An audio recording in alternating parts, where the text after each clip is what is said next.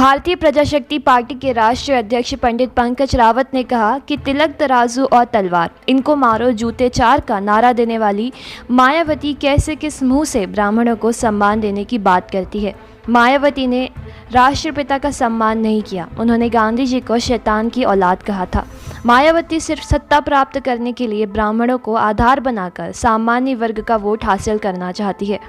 मायावती और अखिलेश यादव ने ये तो कहा कि निर्दोष मुस्लिमों को जेल से रिहा किया जाए, लेकिन उन्होंने यह कभी नहीं कहा कि SC/ST एक्ट में जो निर्दोष सामान्य वर्ग बंद है उन्हें भी रिहा करो। मायावती और अखिलेश का यह ब्राह्मण प्रेम सिर्फ घड़ियाल आंसू के बराबर है और कुछ नहीं। रावत ने कहा कि सपा और बसपा 2022 के प्रदेश के चुनाव में दहाई के अंक को भी पार नहीं कर पाएंगे।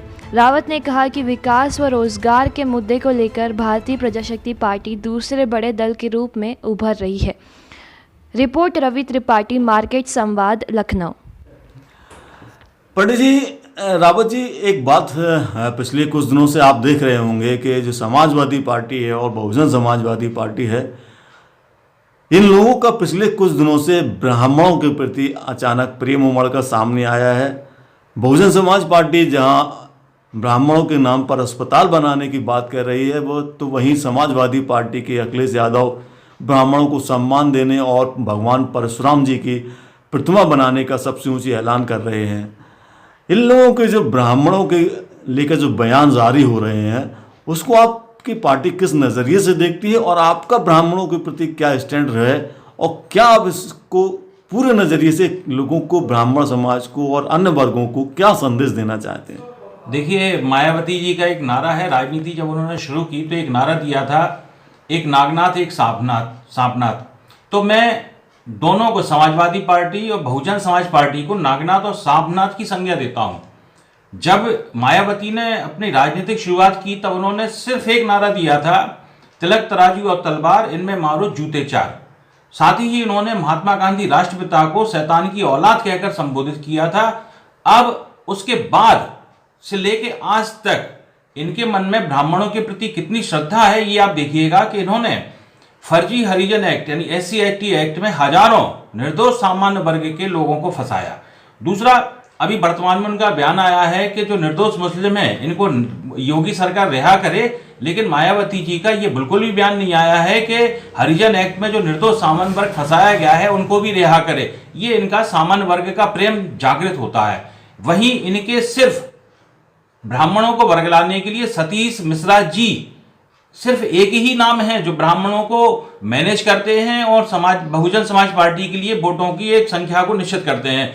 इसके अलावा अगर मायावती जी ये दूसरा नाम गिना दे ब्राह्मणों का तो मैं मान जाऊं ये सिर्फ दिखावा और छलावा है। वहीं जैसे हम लोग कहते हैं ना, युवा तुर्क, आजकल जो प्रसिद्ध हो रहे हैं युवा तुर्क अखिलेश, ये कह रहे हैं कि मैं सबसे बड़ी परशुराम जी की मूर्ति लगवाऊंगा। मैं तो इनसे एक प्रश्न पूछता हूं कि आप समाजवादी पार्टी में अपने शहर अध्यक्ष से लेकर प्रदेश अध्यक्ष तक एक भी ऐसा चर्चित ब्राह्मण नाम गिनवा दें जिसे ब्राह्मण जानता हो। मैं तो ब्राह्मण की क्या कह रहा हूं कि अगर मुझे ठाकुर, बनिया और कायस्थ का नाम भी अगर ये गिनवा दें तो भी ब्राह्मणों को संतुष्टि मिल जाएगी कि नहीं, ब्राह्मणों के अलावा भी इन पार्टियों में सम्मान दिया जाता है। ये दोनों जो है, जिसे कहते हैं ना कि सांपनाथ और नागनाथ की श्रेणी है। और अगर आज भी अगर ब्राह्मण और सामान्य वर्ग इनके बरगलाने में आकर इनको वोट देता है तो ये समझिएगा कि ब्राह्मणों ने अपने पैर पे कुल्हाड़ी मार ली। वर्ष 2022 की जो चुनावी तैयारियों का दौर चल रहा है जिस प्रकार से, उसमें आपको क्या लगता है कि आपकी पार्टी इस मामले को उठाएगी या अन्य मुद्दों को लेकर मैदान में आएगी? देखिए, मैं जातिवादी राजनीति का पुरजोर विरोधी हूं और जिन्होंने जातिवाद करके सत्ता हासिल की है, चाहे वो सपा हो या बसपा हो, मैं युवाओं से, पढ़े लिखे युवाओं से आह्वान करूंगा कि जातिवादी जो सोच, राजनीतिक सोच को उसको तोड़िए। अब हमें विकासवाद की ओर जाना है, युवाओं को रोजगार देना है, मरीजों को अच्छे अस्पताल देना है, हमारे जो पीढ़ियां आ रही हैं उनको अच्छी शिक्षा की व्यवस्था करनी है। ये हम लोगों का संकल्प है। अगर ये फिर जातिवाद और भगवान परशुराम की मूर्ति और मुसलमानों को लेकर, जैसे कहते हैं ना कि मुसलमान फैक्टर इनमें ज्यादा चलता है, अगर ये फिर से इस तरह की बात करते हैं तो ये समझिएगा कि हमारा प्रदेश उत्तम प्रदेश होने की बजाय विनाश प्रदेश की ओर बढ़ रहा है। मैं सिर्फ युवाओं से अपील करूंगा कि भारतीय प्रजाशक्ति पार्टी को आप बहुत शक्तिशाली दल के रूप में उभारिए।